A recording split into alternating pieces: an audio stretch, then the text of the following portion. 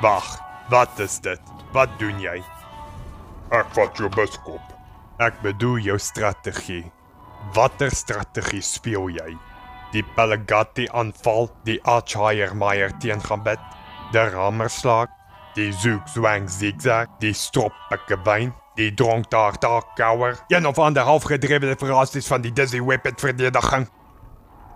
Checkers. Victor, neem jou biskop. Waar het jy leer speel? In 'n grot? In 'n loopgraaf. Reg, in die grond. Dit verklaar alles.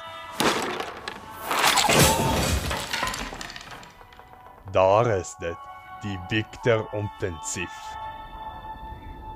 Ek wonder hoekom die ballistiese aspek van die spel nooit geformaliseer is nie.